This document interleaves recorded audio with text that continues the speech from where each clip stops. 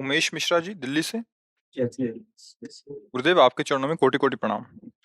गुरुदेव, क्या शत प्रतिशत भजन से ही भगवान के दर्शन होते हैं या किसी दान पुण्य भी इसमें सहायक है? नहीं, कोई दान पुण्य सहायक नहीं है। दान पुण्य एक शुभ कर्म होता है। भजन की प्राप्ति से, भजन करने से ही भगवान की प्राप्ति होती है। किसका प्रश्न है? हाँ, भगवान ने कहा अनन्य चेता सततम यो माम स्मृति नित्यसा तस्याहम सुलभा पार्थ है नित्य युक्त योगिना। भगवान ने स्वयं कहा है जो मेरा अनन्य चिंतन करता है, अनन्य चिंतन भजन ही कहते हैं, जो मेरे से युक्त होकर मेरा अनन्य चिंतन करता है उसके लिए मैं सुलभ हो जाता हूँ। दान पुण्य के लिए स्वर्गलोक आज बने हुए हैं, महारलोक बने हुए हैं, तपस्या के लिए तपलोक बने हुए हैं, ब्रह्म ऋषियों के लिए जनलोक ब्रह्मलोक तक ये सब बने हुए हैं। लेकिन भक्तों के लिए भगवान का जो निज धाम निज रूप वो भजन से प्राप्त होता है। वो तपस्या और अन्य साधनों से नहीं मिलता।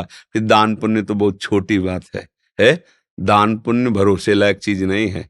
जैसे महाराज नृग ने बहुत दान किया, भागवत में वर्णन है, बड़े अद्वितीय दानी, लाखों गौवें रोज दान करते थे, ब्राह्मणों को घर नगर सब दान करते, खूब ऐश्वर्य था, चक्रवर्ती सम्राट थे।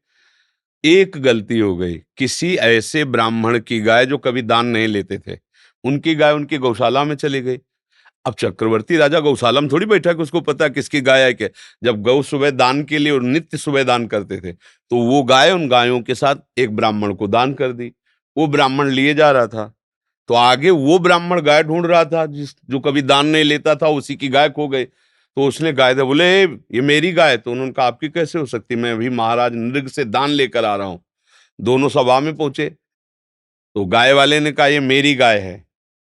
महाराज नृग ने पूछा कि आपकी गाय है हमारे गौशाला में, तो उनका छूट कर या जैसे भी महाराज ने कहा मुझे पता नहीं ना कि आपकी गाय है।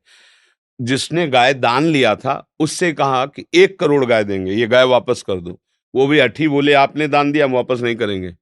और वो दान लेता नहीं था, इसलिए कहा मुझे हमारी गाय चाहिए। महाराज ने चुप केवल ऐसे देख, क्यों क्या उत्तर दे, कोई उत्तर ही नहीं बन रहा ना। जिसको गाय दी उसको दे रहे हैं कि और गाय ले लो, ये गाय वापस कर दो, वापस नहीं कर रहा। और जिसकी गाय है वो दान लेता नहीं है, वो अपनी गाय लेना चाहता है। अब चुप रह गए, कोई निर्णय नहीं।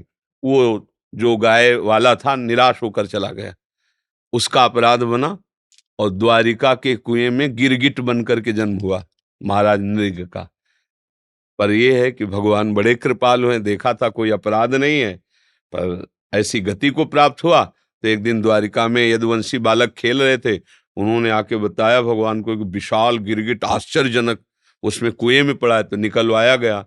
जो ही भगवान की दृष्टि पड़ी तो उनके अपराध नष्ट हुए और वो भगवत स्वरूप होकर के। तो उनका तुम कौन हो, तो बताया सबको कि मैं महाराज नृग हूं, मेरे से इतना अपराध बन गया था तो गिरगिट बनना पड़ा।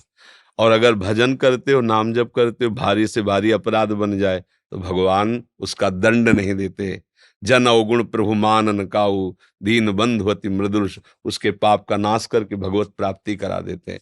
तो हमें तो ऐसा शास्त्रों में भी कि दान पुण्य शुभ से सुख की वृद्धि होती है, लौकिक सुख की।